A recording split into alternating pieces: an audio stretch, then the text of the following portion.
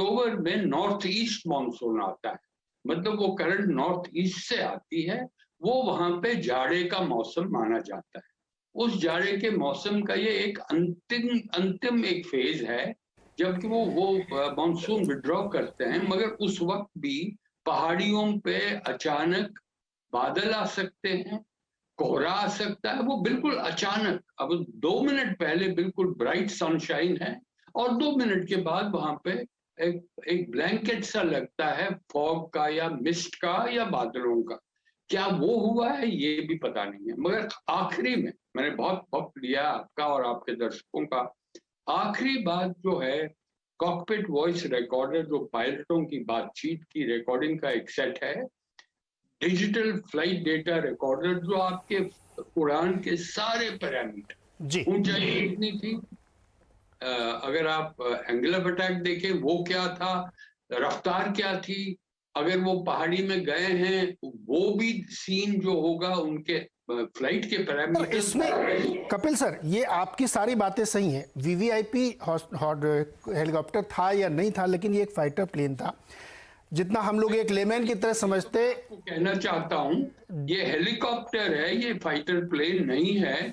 ये हेलीकॉप्टर है जो यातायात का हेलीकॉप्टर है, मी-17 V5 जी। हाँ, इसको भी इस्तेमाल किया जा सकता जी, मी-17 अगर आप में रॉकेट्स हैं, गन्स हैं, वो मौजूद हैं, वो किया जा सकता है। राइट, मी-17 सर कपिल सर, मी-17 V5 एक वेल इक्विप्ड हेलीकॉप्टर है जी। भले ही वो वीवीआईपी नहीं आप उसको कैटेगराइज करते हैं, लेकिन जो व्यक्ति उसमें सवार होने वाला था वो सुपर वीआईपी था।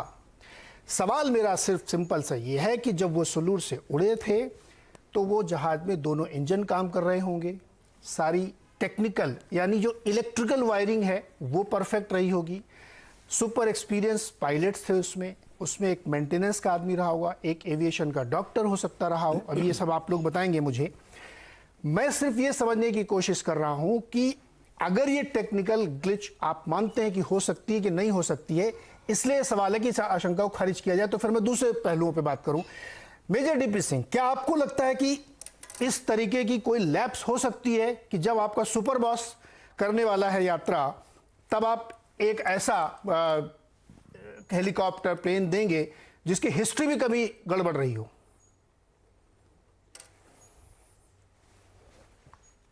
देखिए भास्कर जी, थैंक यू कि आपने मुझे पैनल पे बुलाया, थैंक यू फॉर दैट। लेकिन जो ये डिस्कशन हो रहा है, मेरे हिसाब से पहली बात, मेरे से बहुत ही एक्सपीरियंस्ड और ज़्यादा ओहदे में मेरे से बहुत सीनियर ऑफिसर साहिबान इस पैनल पे बैठे हैं जिन्होंने अपने ओपिनियन बड़े डिटेल में दिए हैं। उससे ज़्यादा मैं कुछ नहीं बोल सकता। दूसरी बात,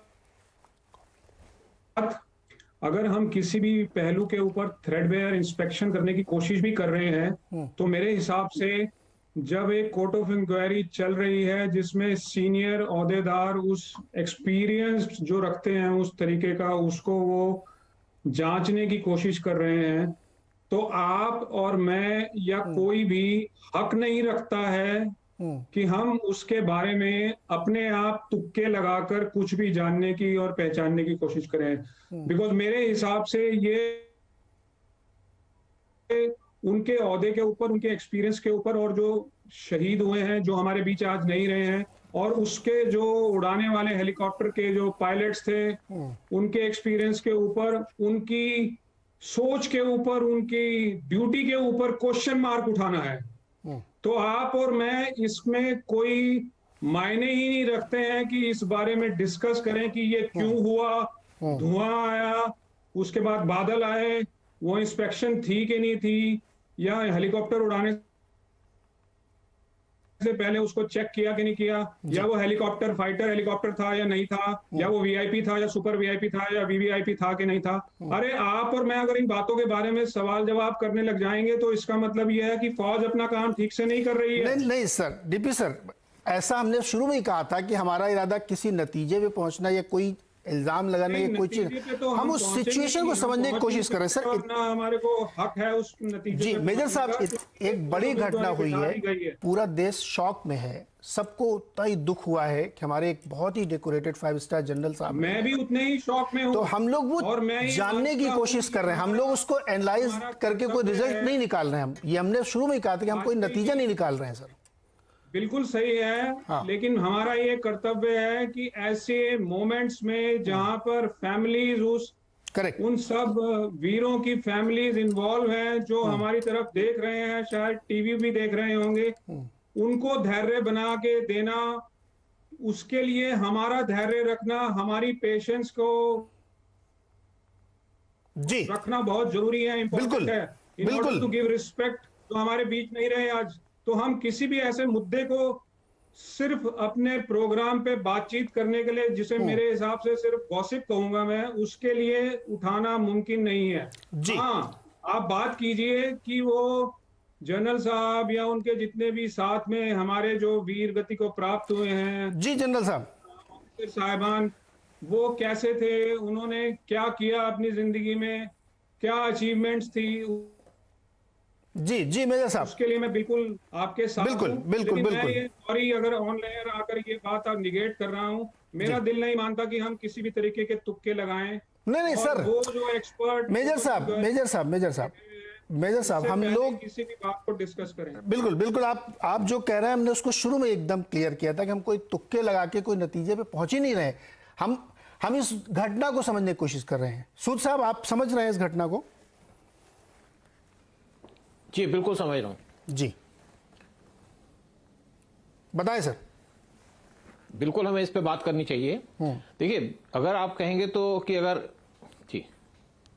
अगर हम इंटेलिजेंस के एंगल से देखें तो इंटेलिजेंस के अंदर दो चीजें होती हैं। एक तो जजमेंट होती है, जो भी इंसिडेंट हो, अगर कहीं धुआं निकलता है तो हमें देखना पड़ता है कि ये धुआं किस चीज का है, कि टायर जले हैं, कहीं और आग लगी है। तो जो मैं एक सिंपल सी बात कहूंगा, फिर एनालिसिस तो होगा। एनालिसिस का तब होगा जब यहाँ पे पूरी इंक्वायरी हो जाएगी या उसके ऊपर आगे बातचीत चलेगी। देखिए, जहां तक इनिशियल बात है, आप लोगों ने बड़ा कुछ कहा, यहाँ पे बड़े एक्सपर्ट बैठे हैं, बड़ी अच्छी अच्छी बातें की, टेक्निकल बातें की, लेकिन मेरे दिमाग में एक बात आ रही है, जो मैं इंटेलिजेंस के दिमाग से जो बात सोच रहा हूँ वो ये है कि यहाँ पे मुझे नहीं लगता कोई टेक्निकल बात हो सकता बाद में निकले, या कोई दूसरे इश्यू हो, कोई कमी हो। मुझे लगता है यहाँ पे एक कॉन्स्पिरेसी है, एक मर्डर है। मैं इसको मर्डर के एंगल से देखता हूँ। ये कैसे कह सकते हैं आप? अब लोग बात करते हैं कि जैसे, अब मैं आपको इसी पे आ रहा हूँ कि देखिए क्या है कि लोग कहते हैं वेदर खराब था। अगर वेदर खराब था तो वेदर, ये जो हेलीकॉप्टर्स हैं अरुणाचल प्रदेश में जाते हैं, वहां का वेदर तो टॉलरेबल ही नहीं है। इतना टफ वेदर है, बारिश होती रहती है, उसमें हम ट्रेवल किए हुए हैं और वहां पे हमारे हेलीकॉप्टर्स भी लैंड करते हैं। आप देखिए, पिछले कुछ दिनों में हमारे कुछ तवांग के आसपास 2 हेलीकॉप्टर वहां पे क्रैश हुए। अब क्या है कि आज के टाइम में एक बहुत बड़ी टेक्नोलॉजी आ चुकी है। आप देखिए किस तरीके से इजराइल ने ईरान के अंदर उनके इंपॉर्टेंट लोगों का मर्डर किया। और एक जो ऐसी इंसिडेंट है, ये सुनी जाती है, इंसिडेंट हुई ताइवान में 2020 में। उनके जो वहां पे एक जनरल थे, उनको